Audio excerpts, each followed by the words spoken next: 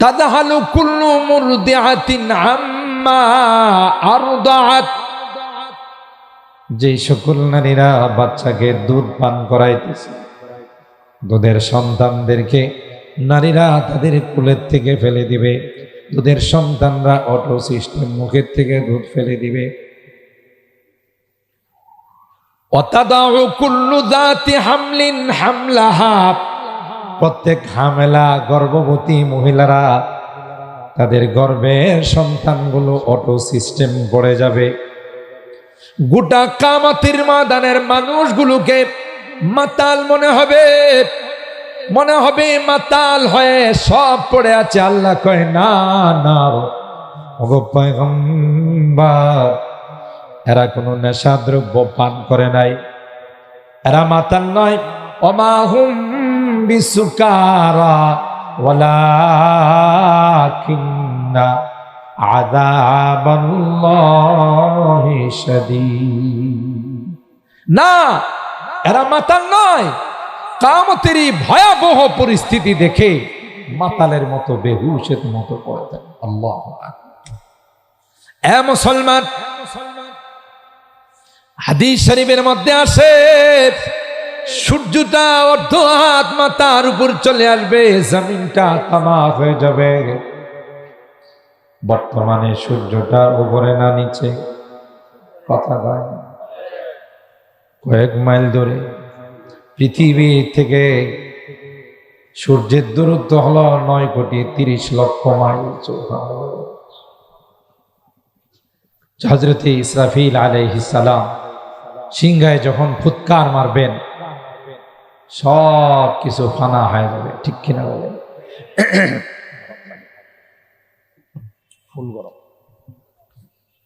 সব কিছু ফানা হয়ে যাবে, কোনো কিছুই থাকবে না। আল কারিআতু মাল কারিআ ওয়া মা আদরাকা মাল কারিআ ইয়াউমা ইয়াকুনুন নাসু কাল ফারাশিল মাবথুস ওয়া তাকুনুল জিবালু কাল ইহনিল মানফুস।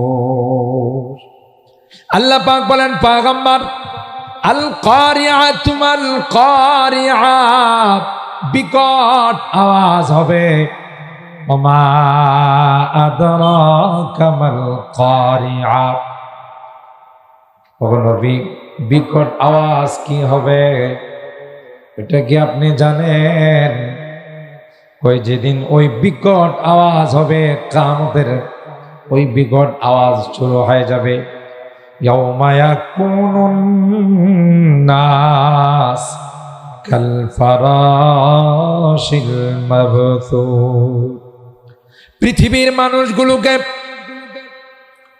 পঙ্গপালের মতো, পোকার মতো পৃথিবীর মধ্যে পড়ে থাকতে দেখা যাবে।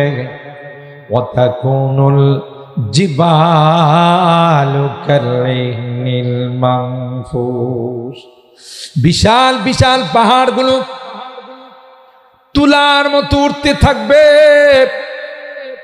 গোটা বিশ্বের সব কিছু চুরমার হয়ে যাবে। আলা কুল্লু শাইইন মা খালাল্লাহ বাতিল ওয়া কুল্লু নাঈমিন লা মাহালাতা যাইল। তাআম্মাল ফিল ওয়ুজুদি বিআইনি ফিকরিন তারাদ দুনিয়াদ দানিয়াতা কাল খিয়ালি ওয়া মান ফিহা জামিআন সাওফা ইফনি ওয়া মান ফিহা জামিআন সাওফা ইফনি ওয়া ইয়াবকা ওয়াজহু রাব্বিকা যুল জালালি। সুবহানাল্লাহ। দুনিয়া যা দেখতেছো এটা তো একটা মরীচিকার মতো।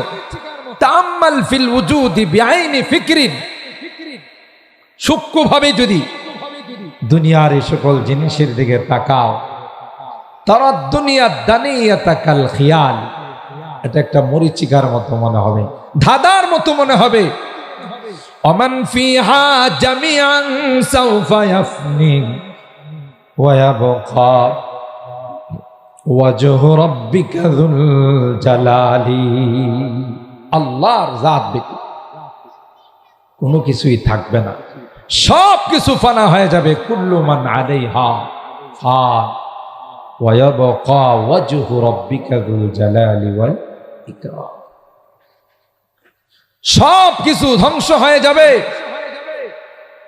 কোনো কিছুর নিজাম ঠিক থাকবে না, কঠিন এক অবস্থার সৃষ্টি হয়ে যাবে, কেউ কাহারো দিকে তাকানোর কোনো সুযোগ নেই। আল্লাহর হাবিব বলেন যে তোমরা কিয়ামতের ময়দানে আল্লাহর দরবারে উপস্থিত হবে। তুহশারুনা ইন্নাকুম তুহশারুনা ইয়াওমাল কিয়ামah উফাতান উরাতান গুরলা। পায়ে জুতা থাকবে না, খালি পাও, উলঙ্গ অবস্থায়, উরাত গুরলা, মুসলমানি না করানোর আগে যে অবস্থা থাকে গায়রা মাখতুন। আম্মা জানা আয়েশা সিদ্দিকা রাদিয়াল্লাহু তাআলা আনহা আল্লাহর হাবিব কি বলেন, পয়গম্বর যদি কিয়ামতের ময়দানে উলঙ্গ অবস্থায় উপস্থিত হয়, নারীরা পুরুষের দিকে তাকাবে, পুরুষরা নারীদের দিকে তাকাবে, তাহলে একটা লজ্জাকর পরিবেশ হবে। আল্লাহর হাবিব ডাক দিয়ে কয়, আয়েশা না না, একজন আরেকজনের দিকে তাকানোর কোনো সুযোগ হবে না, ভয়ঙ্কর হবে। সূরা হাজের মধ্যে আল্লাহ বলেন, ইয়া আইয়ুহান নাস ইত্তাকু রাব্বাকুম ইন্না জালজালাতাস সাআতি শাইউন আযীম। এ পৃথিবীর মানুষ, ইত্তাকু রাব্বাকুম, তোমরা তোমাদের রবকে ভয় করো। ইন্না জালজালাতাস সাআতি শাইউন আযীম, কিয়ামতের যে জালজালা হবে, ভূমিকম্প হবে, এটা বড় ভয়ঙ্কর হবে, বড় বড় আকৃতির হবে। এরপর আল্লাহ বলেন, ইয়াউমা তারাউনাহা তাযহালু কুল্লু মুরদিআতিন আম্মা আরদাআত ওয়া তাদাউ কুল্লু যাতি হামলিন হামলাহা ওয়া তারান নাসা সুকারা ওয়া মা হুম বিসুকারা ওয়ালাকিন্না আযাবাল্লাহি শাদীদ। আল্লাহু আকবার। তোমরা দেখবে কিয়ামতের কঠিন ময়দানে তাযহালু কুল্লু মুরদিআতিন আম্মা আরদাআত, যে সকল নারীরা বাচ্চাকে দুধ পান করাইতেছে, দুধের সন্তানদেরকে নারীরা তাদের কোলের থেকে ফেলে দিবে, দুধের সন্তানরা অটো সিস্টেম মুখের থেকে দুধ ফেলে দিবে। ওয়াতাদাউ কুল্লু যাতি হামলিন হামলাহা, প্রত্যেক হামেলা গর্ভবতী মহিলারা তাদের গর্ভের সন্তানগুলো অটো সিস্টেম পড়ে যাবে। গোটা কিয়ামতের ময়দানের মানুষগুলোকে মাতাল মনে হবে, মনে হবে মাতাল হয়ে সব পড়ে আছে। আল্লাহ কয়, না না ওগো পয়গম্বর, এরা কোনো নেশা দ্রব্য পান করে নাই, এরা মাতাল নয়। ওমা হুম বিসুকারা ওয়ালাকিন্না আযাবাল্লাহি শাদীদ। না, এরা মাতাল নয়, কিয়ামতের ভয়াবহ পরিস্থিতি দেখে মাতালের মতো বেহুশের মতো পড়ে যায়। আল্লাহু আকবার। এ মুসলমান, হাদিস শরীফের মধ্যে আসে, সূর্যটা অর্ধ হাত মাথার উপর চলে আসবে, জমিনটা তামা হয়ে যাবে। বর্তমানে সূর্যটা উপরে না নিচে, কথা বলে কয়েক মাইল দূরে। পৃথিবী থেকে সূর্যের দূরত্ব হলো 9,30,00,000 মাইল। ওখান থেকে সূর্যটা যখন তাপ দেয়, আপনাদের এই এলাকায় তো সূর্যের তাপ লাগে না, কথা কয় না। গরমকালে কয়েকবার গোসল করা হয়, কয়েকবার পানিতে ডুব দেওয়া হয়। এসি কোনো দোকান থাকলে কোনো কিছু কেনার জন্য নয়, কিছু সময় এসির দোকানে কাটানোর জন্য এটার দাম জিজ্ঞাসা করে, ওইটার দাম জিজ্ঞাসা করে। আসলে কিন্তু জিনিস কিনা নয়, উদ্দেশ্য হলো যত সময় দোকানের ভিতরে থাকবো তত সময় তো অন্তত পক্ষে এসির হাওয়াটা খাইতে। কথা কয় না?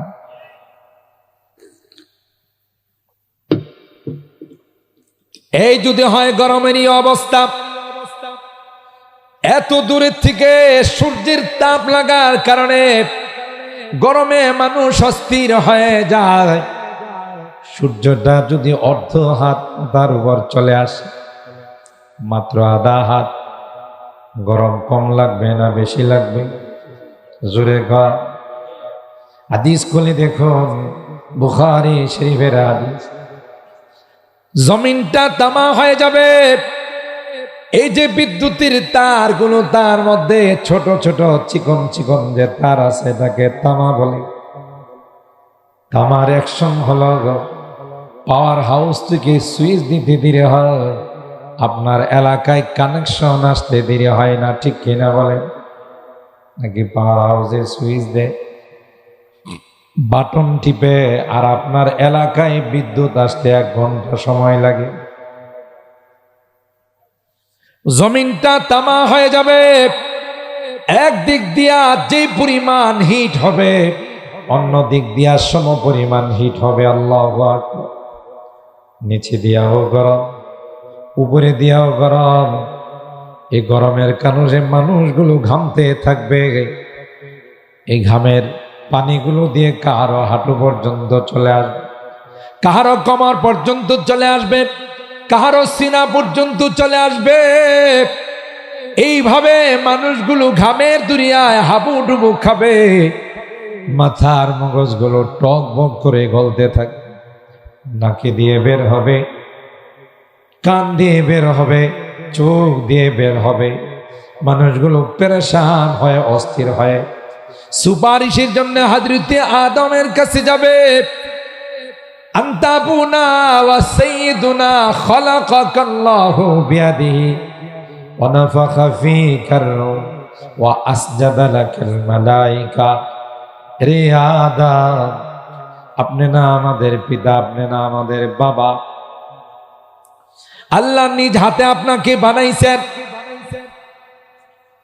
ফেরেশতা দিয়ে আপনাকে সিজদা করাইছেন। আদম আর সহ্য হয় না, আল্লাহর কাছে সুপারিশ করুন, আল্লাহ যেন এই অবস্থা থেকে আমাদেরকে মুক্তি দান করে, হিসাব নিকাশ যেন শুরু করে দেন। এ মুসলমান, হযরতে আদম বলবেন লাস্তু হুনাকা।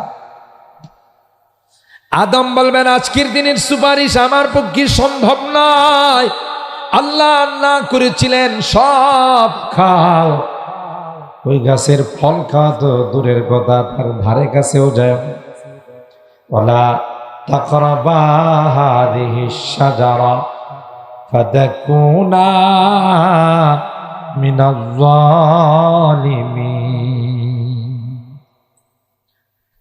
আমি তো শয়তানের ধোঁকায় পড়ে ওই গাছের ফল খেয়ে ফেললাম, তাই তো আল্লাহ আমারে দুনিয়াতে পাঠাইছে।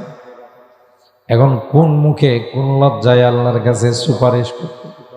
আল্লাহ যদি কয় আদম না করছিলাম কেন তুমি খাইলা, আমার কোনো জবাব না।